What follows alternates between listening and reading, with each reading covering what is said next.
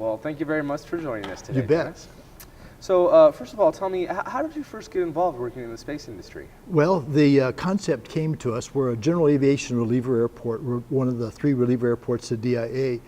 And the concept came to us actually by a group called the Rocket Crafters. And they said, you know, you guys ought to be a spaceport because you're remote.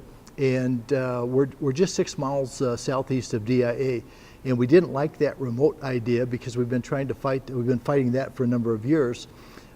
Because we kept thinking, well, we're closer than you think. But they explained the concept to us that as far as a spaceport, it would be good to be remote. So we became an early convert, and now we say, yeah, we're remote, but we're accessible. We're real close to the Denver metropolitan area and DIA.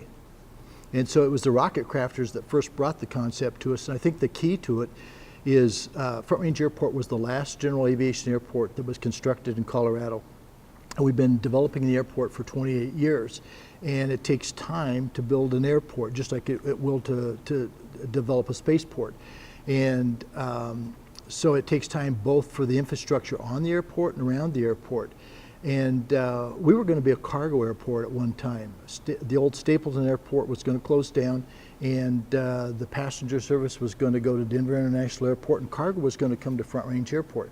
So it's a general aviation airport, but it's a very large airport. The cargo didn't happen, and we ended up with a large landmass, and part of that is the reason why the infrastructure didn't develop. It just takes time to develop it.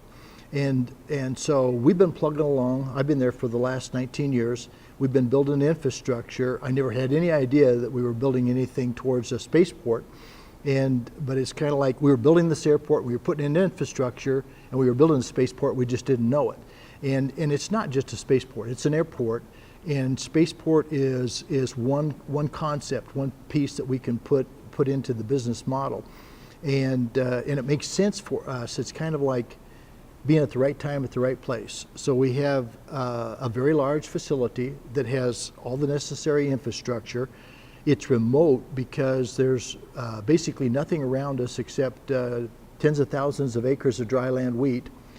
But it's accessible because it's only 18 minutes by car to DIA and basically 40 minutes to most of the Denver metropolitan area.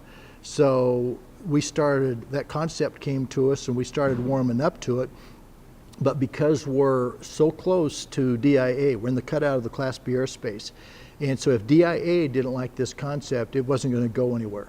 So early on, I went over and talked to Kim Day, who is the manager of Denver International Airport, and sent her a little bit of information about commercial point-to-point and horizontal, dual propulsion vehicles, those kinds of things that could be a possibility.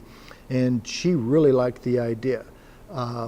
Denver International is building an aerotropolis concept, and that's where they're working with the communities around the airport. So as you're going to build infrastructure, if you're a community that's adjacent to DIA, what kind of infrastructure would you build? How is it compatible? How do we work together? And so when she looked at it and said, we'll have a spaceport in our aerotropolis, she thought that's pretty cool. I mean, because that's going to be a good marketing piece for DIA and for Denver. And so the concept came to us that way, but we had to get basically embraced by DIA. They embraced it, and so for just a little over a year now, we've been drinking out of the fire hose and trying to figure out what we're going to be when we grow up.